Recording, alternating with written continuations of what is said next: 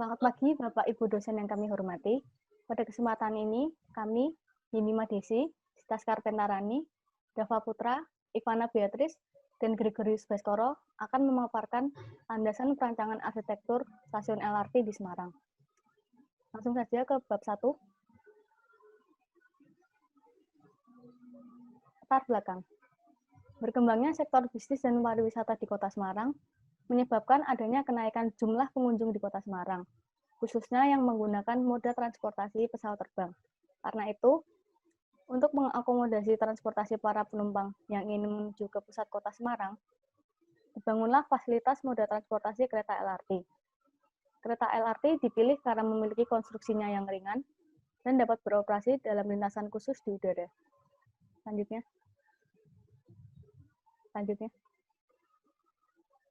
Pernyataan masalah. 1. Bagaimana mobilitas penumpang milenial dalam stasiun, keterkaitannya dengan sirkulasi yang rapid dan fast moving. 2.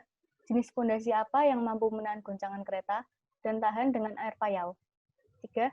Apa saja fasilitas yang diperlukan dalam stasiun terkait dengan standar yang ditetapkan oleh pemerintah dan PT Kereta Api Indonesia.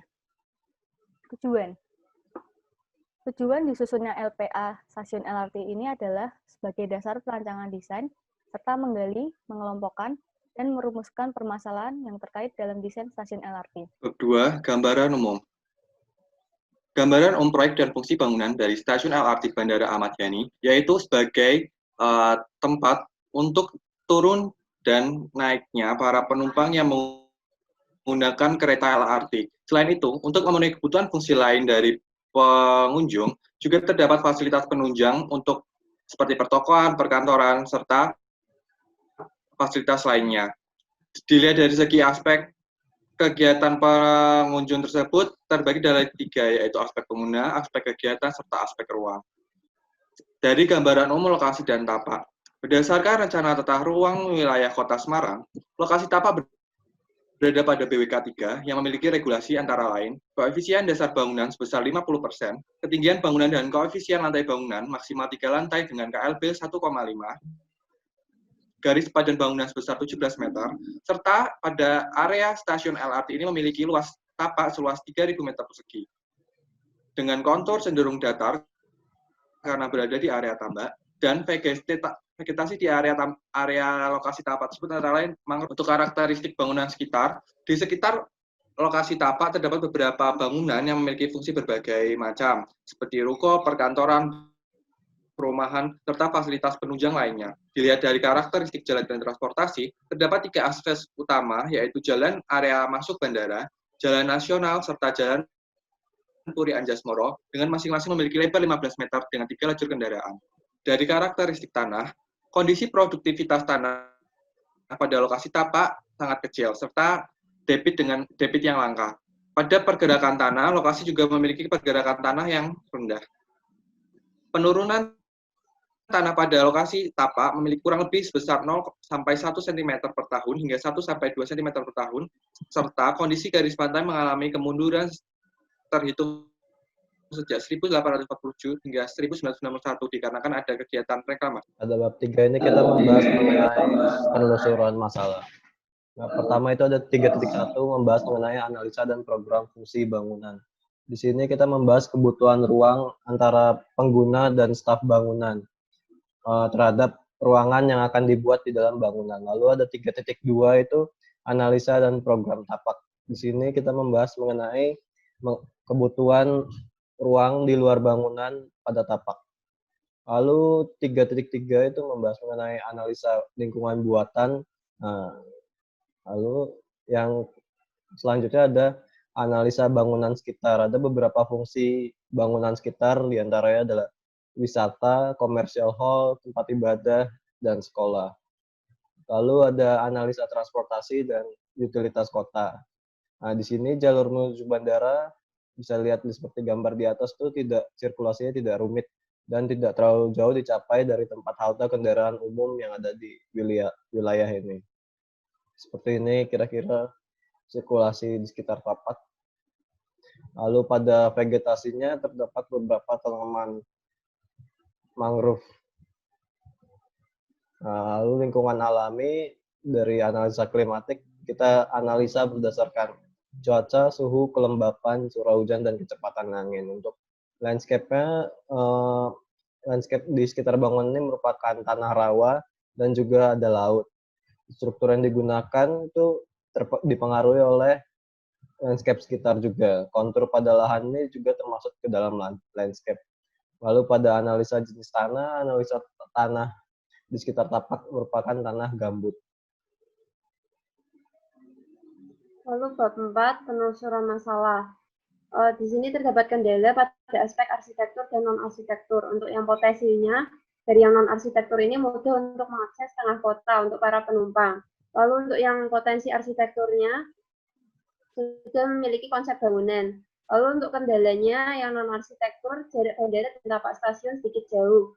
Lalu untuk yang arsitekturnya, memiliki kondisi tanah bukan tanah keras. Next. Lalu ini untuk analisa masalahnya, masalah bangunan, masalah fungsi bangunan dengan aspek pengguna, yaitu pengguna stasiun LRT ini berasal dari bandara, sehingga bisa dari berbagai kalangan usia, sehingga diperlukan beberapa fasilitas penunjang seperti musola dan toilet difabel. Next. Masalah fungsi bangunan dengan tapak, yaitu kondisi lahan yang bukan tanah keras. Lalu yang selanjutnya masalah fungsi bangunan dengan lingkungan luar tapak, yaitu terdapat bangunan berupa bandara, sehingga peraturan pembangunannya harus diikuti dengan peraturan pembangunannya harus mengikuti peraturan bangunan di sekitar bandara. Lalu untuk masalah yang selanjutnya, yaitu bangunan di sekitar sudah memiliki tema desain yang sama, yaitu green building dan lokal to modern, sehingga harus disesuaikan. Next, ini untuk identifikasi permasalahannya. Yang pertama, masalah dengan aspek pengguna. Penataan alur bandara ke stasiun dan sebaliknya harus sangat dipikirkan. Lalu yang selanjutnya, masalah dengan tapak, karena masalah yang ada, maka struktur harus sangat dipikirkan. Lalu masalah selanjutnya, next, adalah masalah dengan bangunan di luar tapak, yaitu harus mengikuti bangunan yang berlaku seperti yang tadi sudah disebutkan, yaitu tidak boleh melebihi 3 lantai. Lalu yang masalah selanjutnya yaitu masalah fungsi bangunan dengan topik yang diambil atau tema yang akan diangkat, yaitu tema harus disamakan dengan bangunan yang ada di luar tapak. Lalu ini untuk penyataan masalahnya, yang pertama bagaimana mobilitas penumpang dalam stasiun, keterkaitannya dengan sirkulasi yang rapid dan fast moving. Lalu yang selanjutnya ada jenis pondasi apa yang mampu menahan goncangan kereta dan tahan dengan air payau. Next. Lalu yang selanjutnya fasilitas apa saja yang perlu disediakan di dalam stasiun terkait dengan standar ditetapkan oleh pemerintah dan PT Kereta Api Indonesia. Kemudian bab 5 mengenai landasan teori. Untuk menjawab pertanyaan pertama tentang mobilitas penumpang, saya mendapatkan beberapa ruang utama yang harus ada di halte, yaitu tiketing, tunggu, platform, kantor, parkir adalah pendukung, kemudian ruang servis. Next. Mobilitas penumpang yang fleksibel dapat dibagi menjadi 3 zona berikut ini.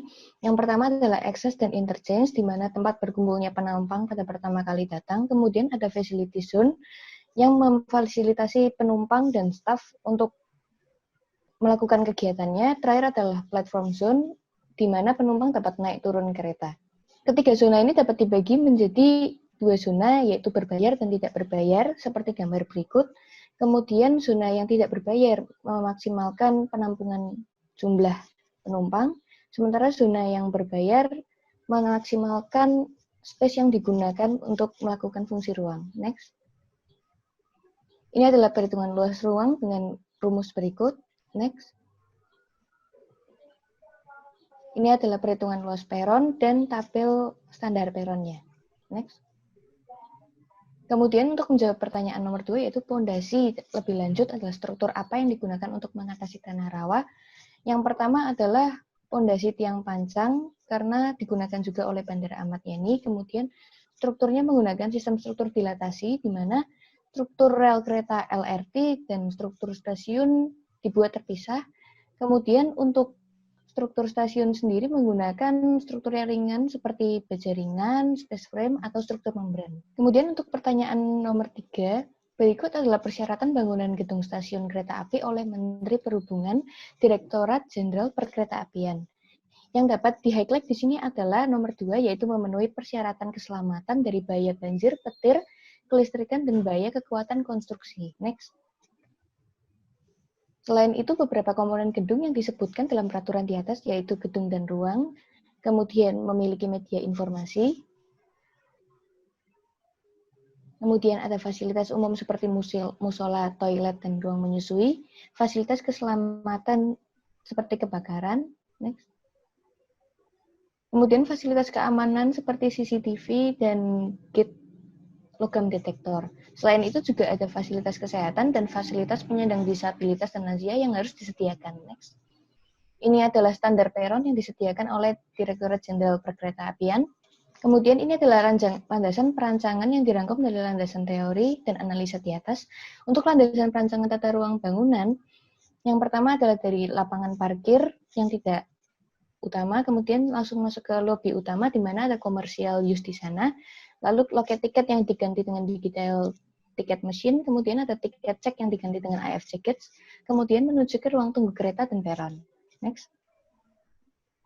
Untuk landasan perancangan bentuk bangunannya, dirancang dengan bentuk yang dinamis agar bangunan stasiun memiliki daya tarik dan menjadi ikon pada area bandara. Next. Kemudian untuk landasan perancangan strukturnya menggunakan struktur pondasi sumuran atau tiang pancang seperti berikut ini. Kemudian untuk landasan perancangan bahan bangunannya menggunakan kombinasi baja dan beton sehingga tahan terhadap air payau. Next. Kemudian landasan perancangan wajah bangunannya diusahakan agar memiliki wajah yang sama dengan bangunan pasangannya, yaitu Bandara Ahmad Yani Semarang, yaitu putih dan minimalis. Next. Untuk landasan perancangan tata ruang tapak memiliki bentuk linear dan menitik beratkan kepada rel kereta api. Untuk landasan perancangan utilitas bangunan, stasiun LRT memerlukan utilitas yang cukup kompleks, terutama pada asupan daya untuk kereta LRT itu sendiri, yaitu instalasi listrik, instalasi air bersih, next, instalasi pemadam kebakaran, serta instalasi penangkal petir. Dan yang terakhir adalah instalasi tata udara. Next. Ya, demikian yang dapat kelompok kami sampaikan. Kurang lebihnya kami mohon maaf. Terima kasih untuk perhatiannya. Stay safe and stay healthy.